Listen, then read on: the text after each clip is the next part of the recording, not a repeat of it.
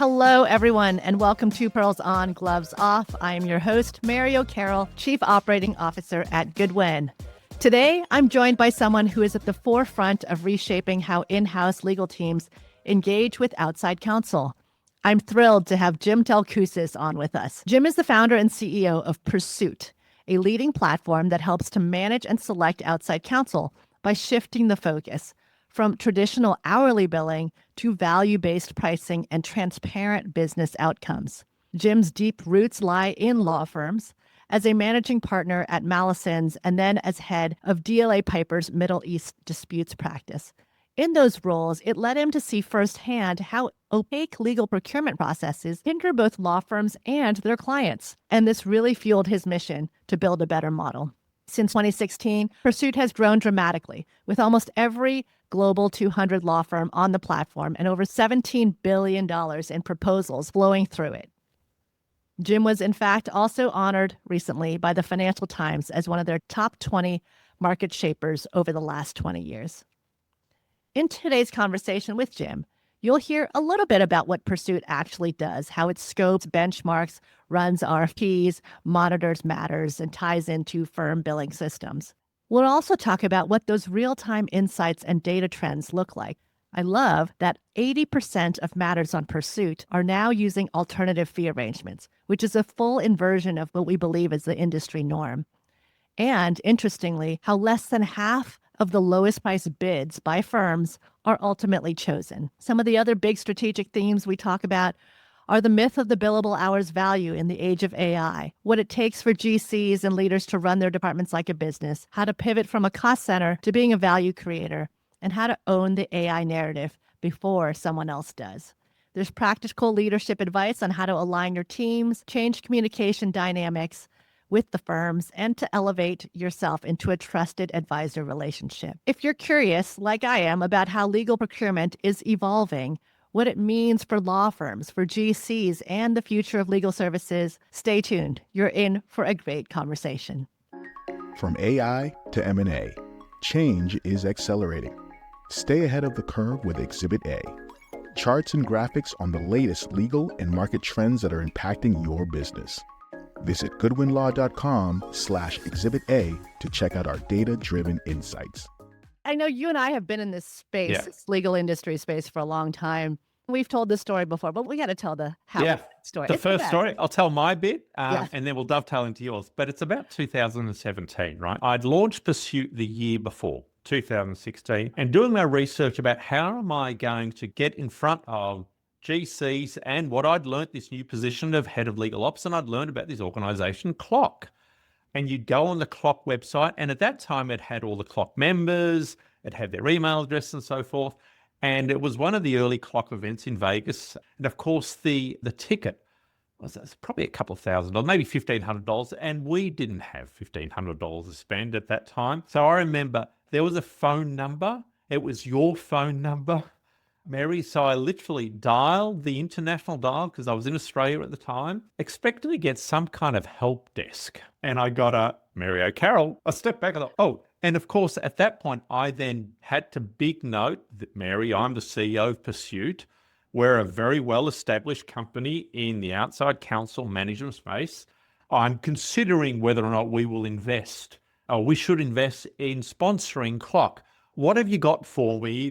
Anyway, I was just trying to talk my way into a discounted single ticket. So that was the first conversation, Mary, that you and I ever had, I think, back in 2017. Yeah, it's such a great, I'll never forget, because Clock was a volunteer army, totally bootstrapped. We probably had just thrown up this website and said, we're going to have an event. And the first event was, totally put on my personal credit card. Yeah. Like it was a true Silicon Valley, we're Yeah. just going to start this and hope for the best. And it's true, we didn't have staff. And so we had to put a phone number on the website.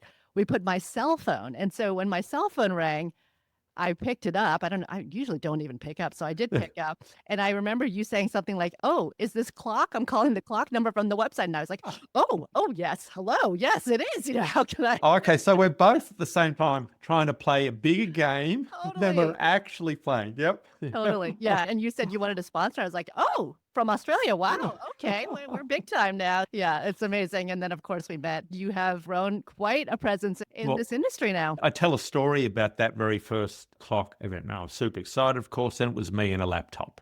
Yeah. It was me and a laptop and a couple of design. We did have technology. There was a very basic RFP workflow.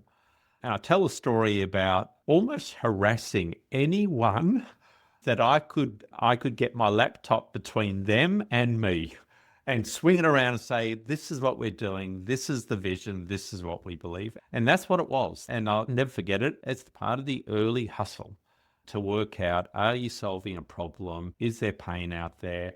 What does it take to get those early few customers? So yeah, I kind of remember it like it was both yesterday and 100 years ago at the same time. Totally. We have a pretty broad listenership now. So for those who don't know what PERSUIT is, tell us quickly what it is. So PERSUIT is essentially an end-to-end outside counsel management platform for in-house legal teams, particularly the larger in-house legal teams that are dealing with significant spend, significant external spend. External spend on average is 50% of the total cost of legal. And when looking at a Fortune 500 company, that can be in the tens of millions of dollars. And so what PERSUIT does is applies essentially an operating model, if you like, around that external spend. Right end to end, and end to end essentially means right from the time that you're thinking about who should I be engaging, let's say from my panel firms, how should I be engaging them, what kind of fee arrangement, how do I select, how do I run a process, essentially, some call it just an RFP process amongst the panel firms. Then beyond that, once I've got an alternative fee arrangement, how do I make sure I can track the matter? And we can now do that with a recent acquisition of Aperio. Tracking the matter and the billing against that matter. And that's in a unique way because we tie into the law firm billing system too.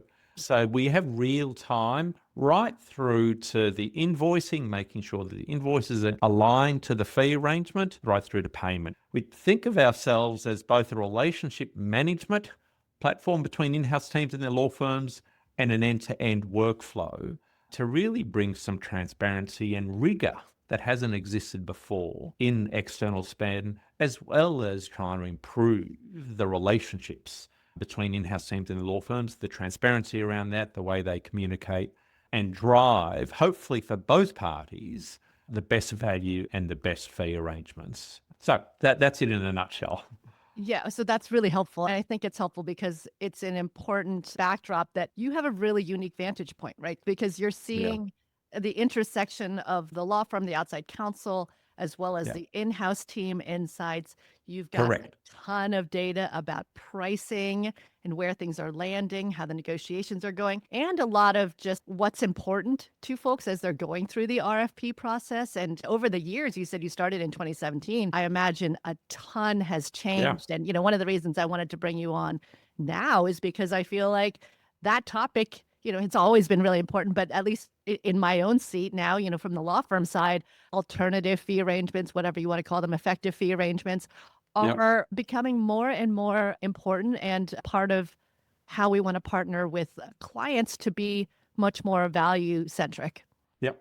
In some context there, of course, my background is from the law firm side up until 2016. I was a partner at several firms, King & Wood Mullisons, and more recently, DLA Piper. So my career up until 2016 was very much from the law firm vantage.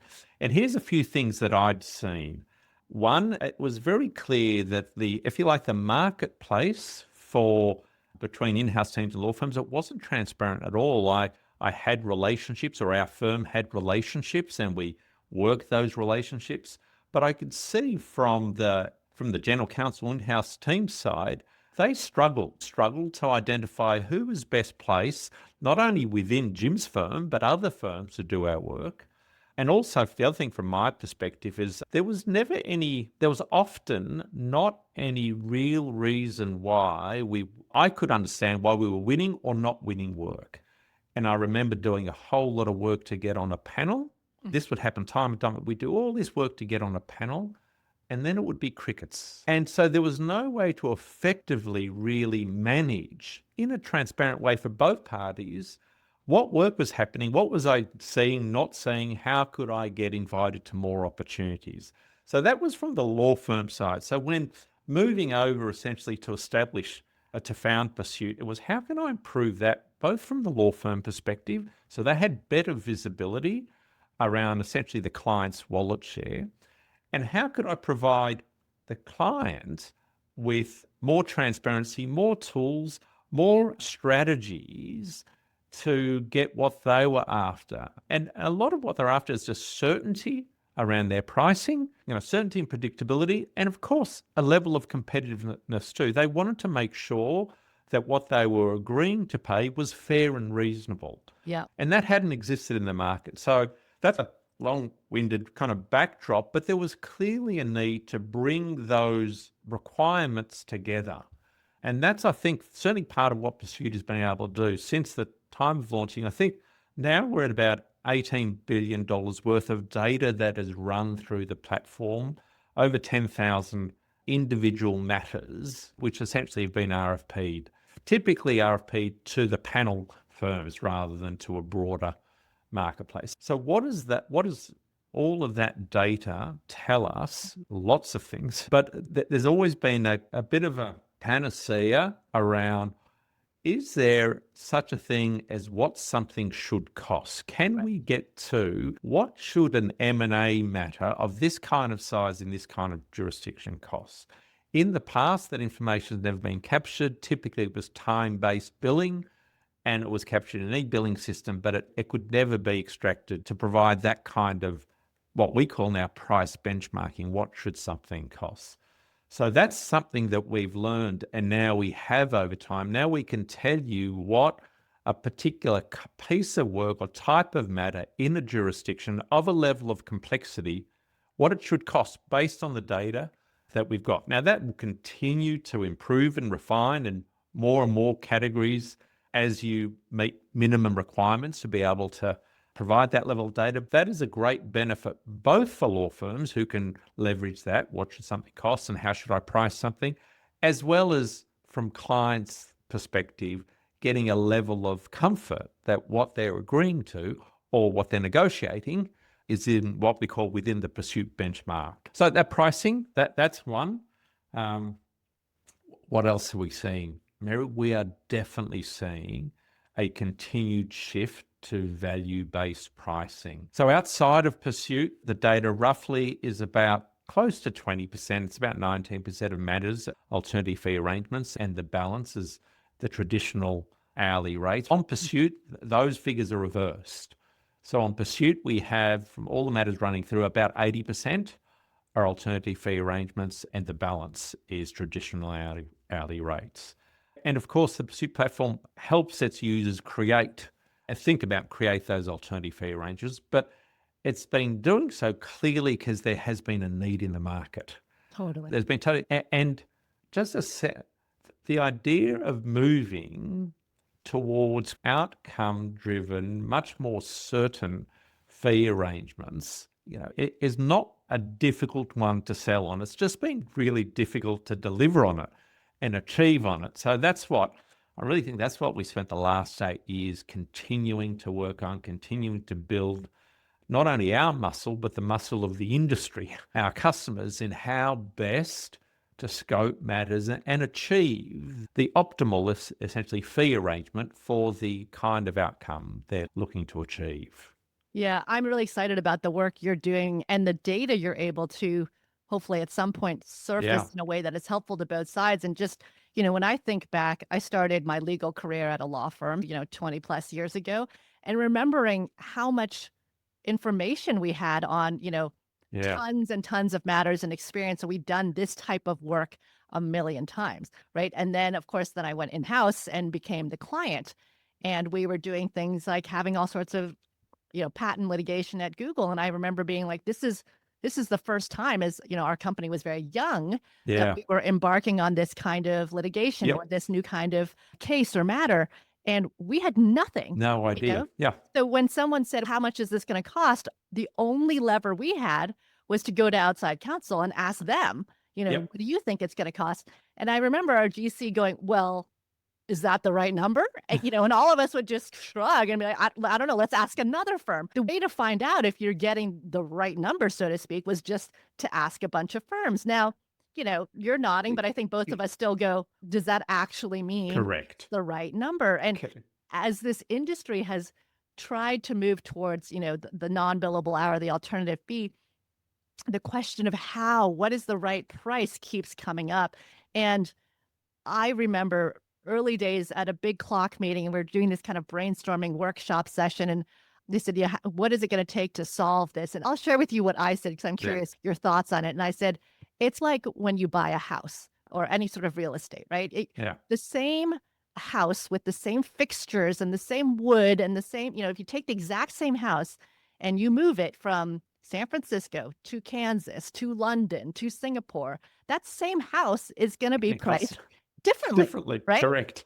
Yep. But what is great about in the US, we have something called the multiple listing service, which I think that's who does it. They surface the asking price and the closing price of every single house that gets sold. And then you can see what neighborhood it's in, the square footage, how much the outside acreage is. Yep. And you're able to see the actual value of that house based on, what it's sold for. And then you have comparables. And so because of that transparency, when another house in that neighborhood comes for sale and you're interested in buying it, you have a pretty good sense, of what it's worth. So it's exactly the same principle. Yeah, it's exactly the same principle. Correct. So it's a marketplace. Buying and selling of legal services is also a marketplace too, but there's never been any transparency in relation to the pricing. And because the industry hadn't in the past developed the muscle around the scoping and the defining, essentially, what is it that we're delivering? And then if they did, we hadn't captured the data around that. It can't be done overnight. That's why it's taken years to collect that data, to see what is actually being scoped. Now you know what the house looks like, and now you know where it's being built. Yes. In other words, you know the matter, you know what the jurisdiction it is. Not only that, now we can tell you, well, an AmLaw 1 to 25 firm prices it at this range, an AmLaw 25 to 50 firm prices at this range. And that's the kind of granularity that we can now provide.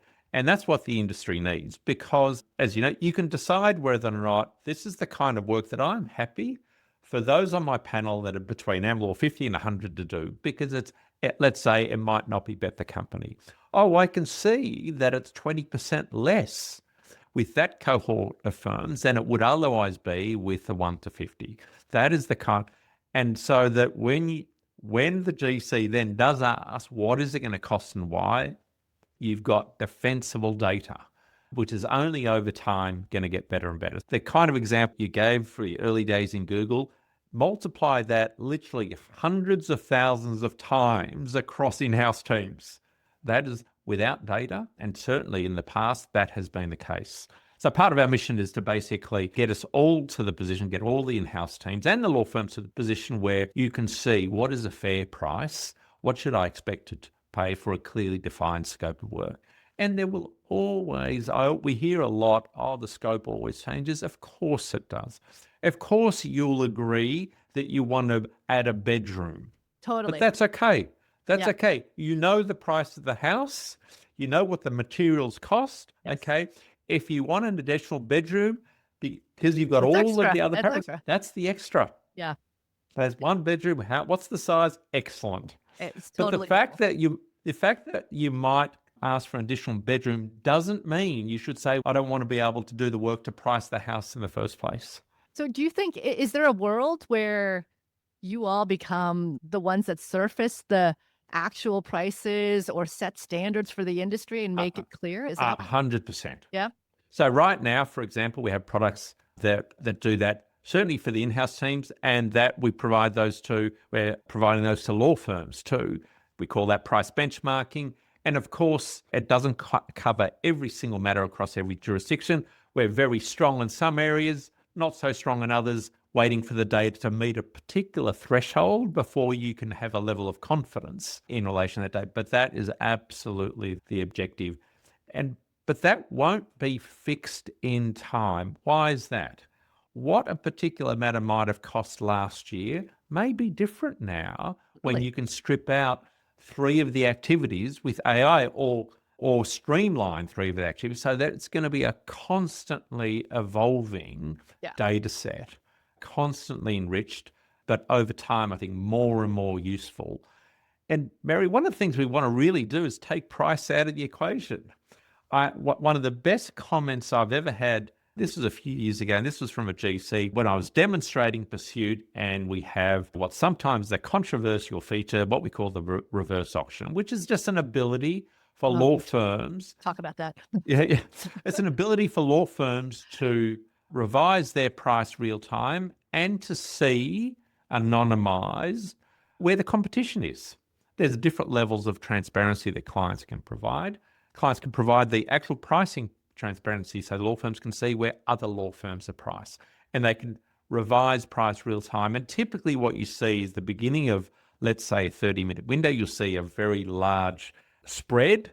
And then that spread during the 30 minutes narrows down to a much smaller spread where essentially the higher price firms often, not always, but often come down. So the spread narrows. So then you have a much narrower spread. So the comment that came back to me when I demonstrated this feature, the GC said to me, and I'll never forget it because it rung true. Oh, Jim, I understand. By putting price into the equation, you take price out of the equation. And what he was saying there was, you've run a fair process. You know now what the market price is. You know there's a spread. I'm comfortable with picking any within that spread. Price isn't the sole factor. I've taken it out. I know what the market price is. I can now choose on what is most important to me, whether it's local expertise, whether it's the relationship I've got, whether it's their knowledge of our business, whether it's diversity, whatever it might be. But you've run a process to identify what the range, and it's always a range, but what the range of pricing is for that kind of matter, scoped in that way, let's say in that particular jurisdiction. I totally relate to that. And having been on the client side, now that you've explained what that means, it totally resonates, right? Because once you feel comfortable with, okay, at least we have an idea, again, that predictability on the client side, it cannot be overstated. Like you we really need to know how much things are going to cost. And then after that, you don't often, and I'm curious what your experience has been, you don't often, as the buyer of legal services, go with the one who is just presenting the lowest cost. 100%. Right? So on PERSUIT data, and this is the most telling on this issue, we only have, it's just less than half, it's around about 48% of occasions is the lowest price chosen. So that tells you it's certainly not all about price. You know, less than half is the lowest price chosen. Yeah. And remember, that's in relation to, essentially, it's all panel work. In other words, sending work and getting prices from firms that you know and that you trust. In the future, we think that will expand to a more open marketplace where you'll invite more and more firms that you might not have worked with in the past. But the data today is based essentially on firms that you've already worked with. Yeah, you're always going to choose the firm that you think is the best fit qualitatively, and then you have some idea of what the right cost is. And so I kind of want to put out a public announcement to firms. This isn't about a race to the bottom. So when you're doing these things, don't go out of your comfort zone. You know, we feel like, PERSUIT is the enemy because I got to go below where, we think we can make money. And you're actually hurting the entire industry when you do that.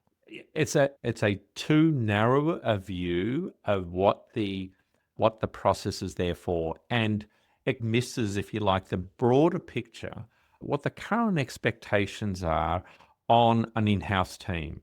There's lots of expectations around the way they're managing the function, but there's particularly now, there's really, I call it a new, but there's an absolutely growing expectation in relation to the way that they're managing their external budget.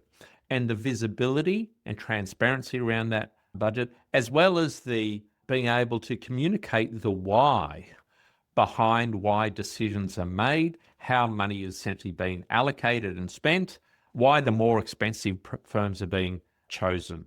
And that context, an understanding by law firms about the pressures and the expectations on in-house teams around the way they are managing now the budget is really important. It is not, frankly, it's not about the law firms, or in a sense, This is not directed at we're doing something to you or there is something being done to the firms. Not at all. It's around about aligning with what the current expectations are around essentially how the legal department's being run like a business and what that means in relation to financial discipline. And what we found is the firms and the partners at firms that best understand that and that really make time and effort and put themselves in the shoes of the general counsel and in-house team, they're the ones that typically perform the best, if you like, on PERSUIT, win the most work, and recognize it is a really important development, if you like, of the in-house teams, the way they manage the budget and the way that law firms can align with those new expectations and being even better partners. Because it is I always say, they are key strategic relationships you have with your law firms. This is not about getting between or trying in any way. If we damaged those relationships, we would have a very short future. And that's part of, we're spending a lot of time now working on how do we even deliver more value to law firms? How do we make PERSUIT a real strategic relationship management platform? Law firms want three things. I've learnt this. They want three things. One, they want to win more work, of course, like any service provider. Two, they crave feedback. Okay? If it's one thing that clients, and maybe none of us are very good at sometimes, is providing feedback. Why did I lose? Why did I not get invited? What can I do better? And three, of course, law firms want to get paid. Now, working on those two, it's super important for PERSUIT. How can we help law firms win more work? And how can we help clients and incentivize clients to provide more feedback for how law firms can be better, can win more of the wallet share?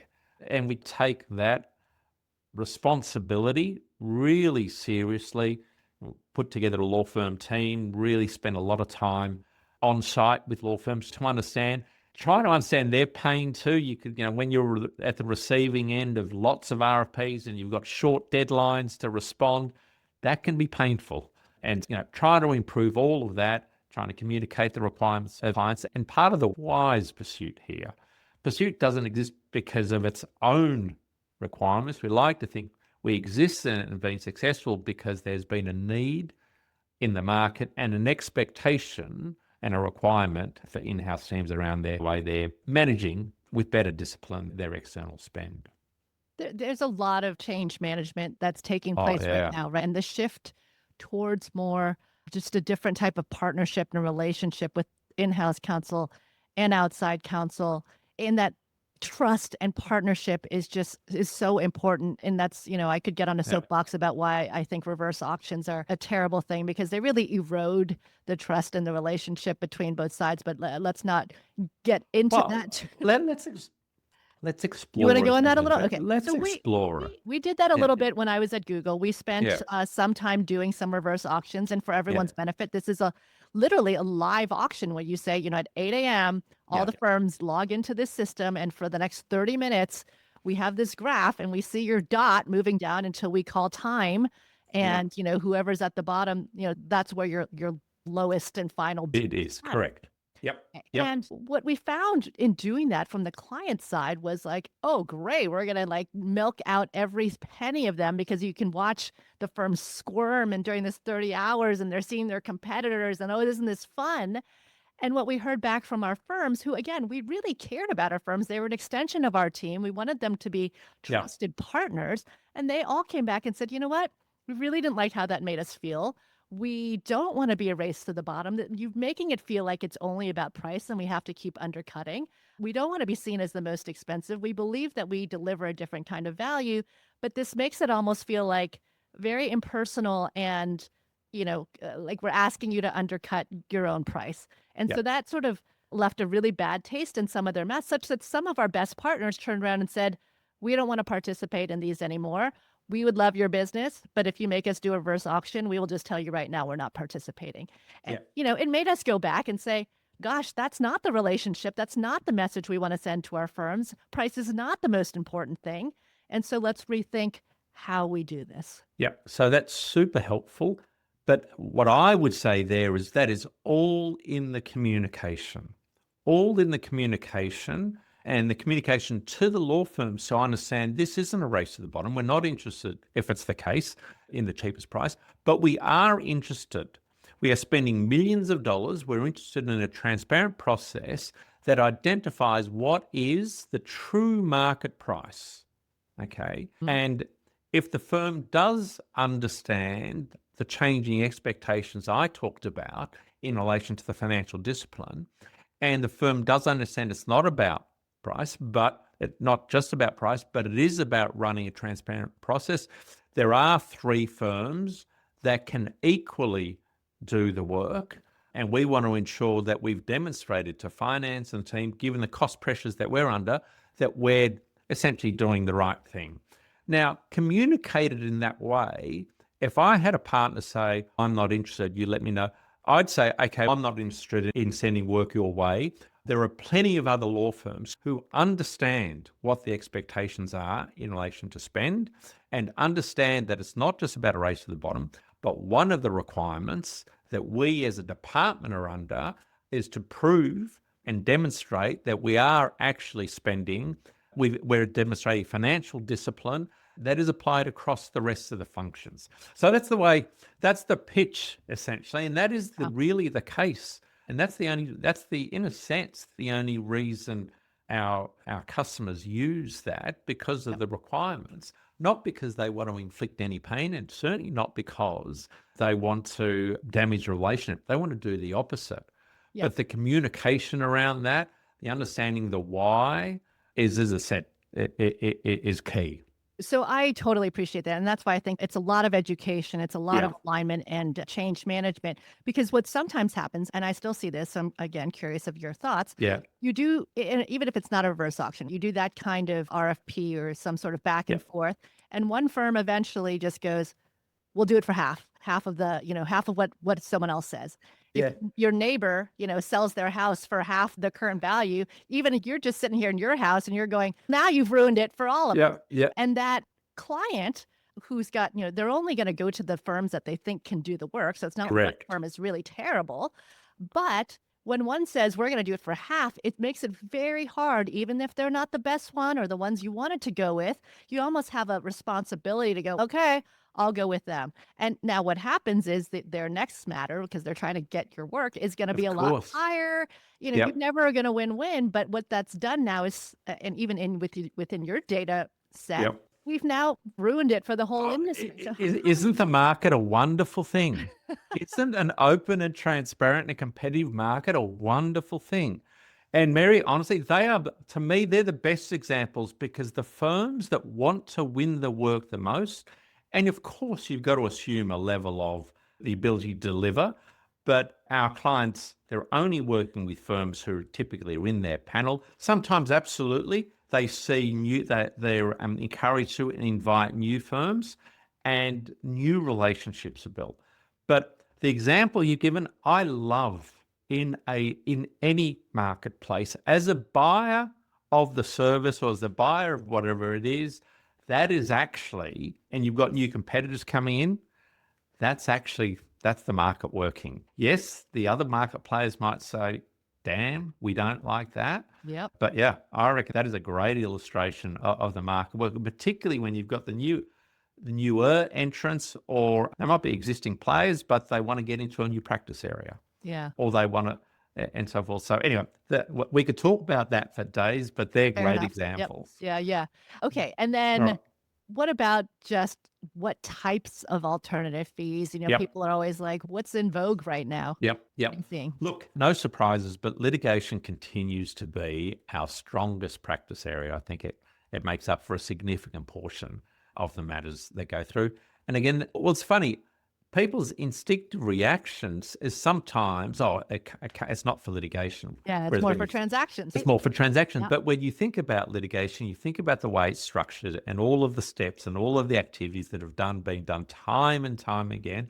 It's actually perfectly structured for alternative fee arrangements. Right. Let's say your assumptions might get less certain further as you go further through the matter, because by the time you get to trial, you don't know whether you can.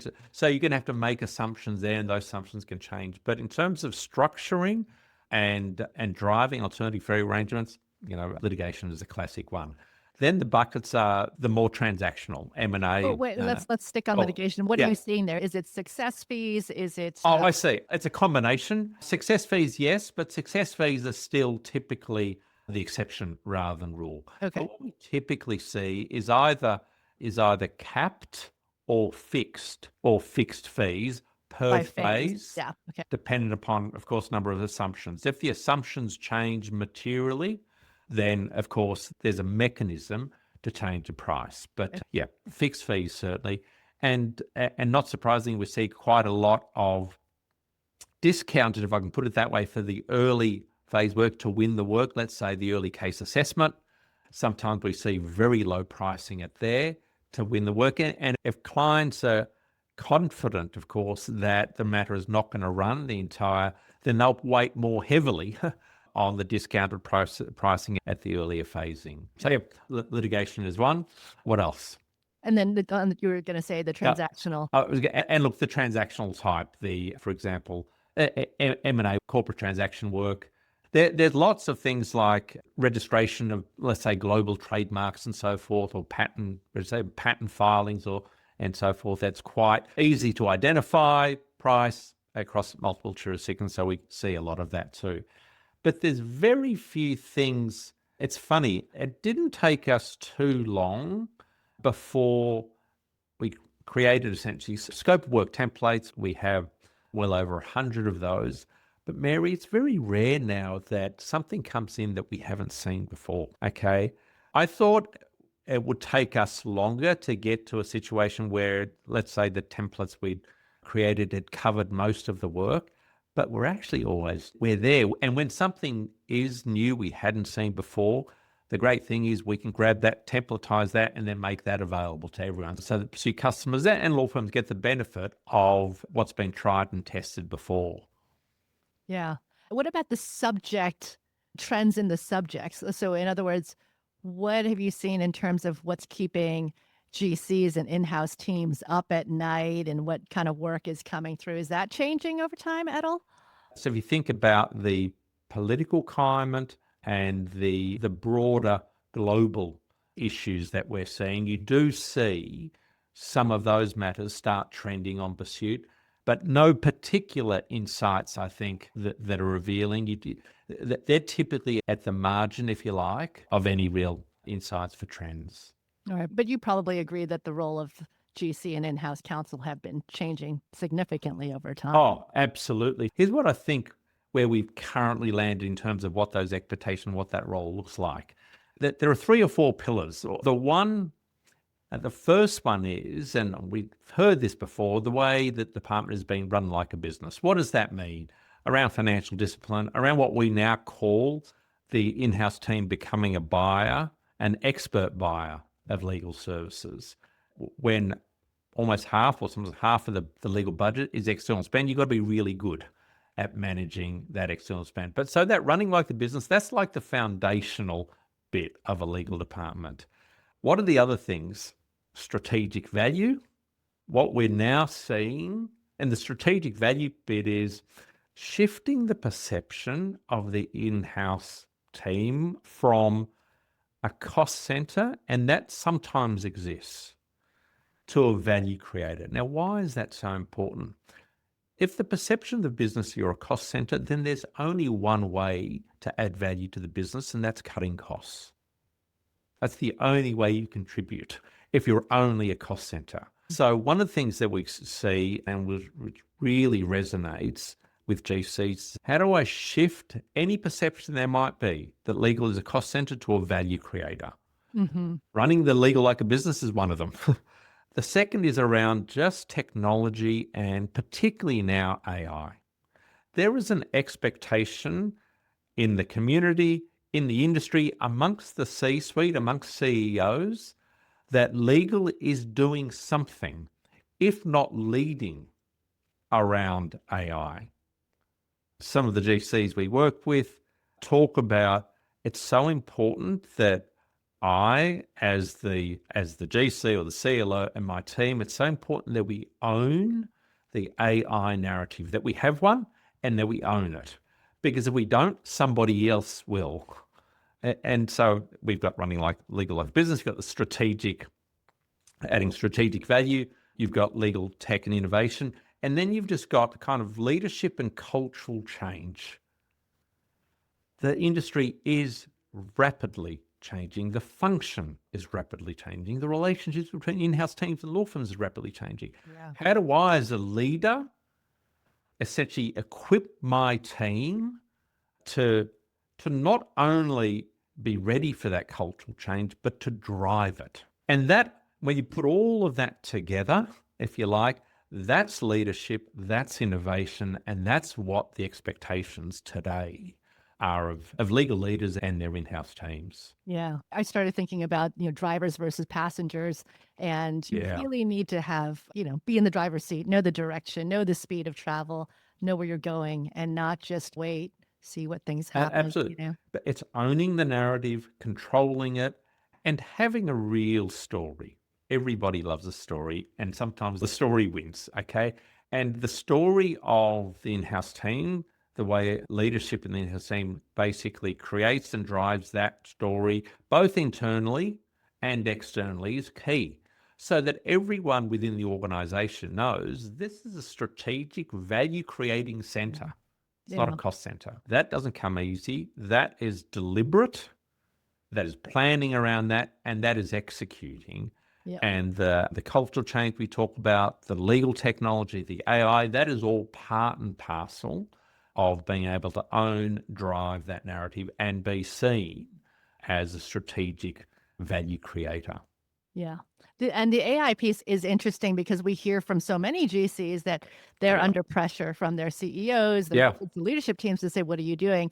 And that is a result of so much media, hype around legal is going to be the first area that gets transformed. Absolutely. We're fairly or unfairly, that is the perception. And so that's why the question is being asked, what are we doing? Yes. Because within the CEO community, the discussion is what are all the functions doing? And when they come back and when somebody hears, Shannon Kliger is a fantastic example here, the CLO at Moderna. Moderna partnered with OpenAI very early on. We just had her on. Oh, is that right? Okay. I haven't listened to that one yet. I've known Shannon for some time. She was one of the earliest adopters of PERSUIT, so a very soft spot for her.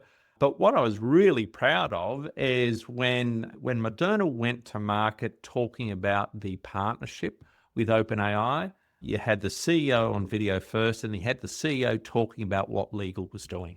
Yeah. It's a great story, and so it's a great opportunity for legal leaders to really shine, because there is that expectation in the market. I think it's probably a well-founded expectation that AI is going to transform parts of what legal does. What are we doing to take advantage? And if not be at the forefront, make sure we're certainly not falling behind in the way that we're running our own function. Yeah, that's right. The pressure is there. And I think you made a good point of fair or unfair is there. We all have thoughts on that. Correct.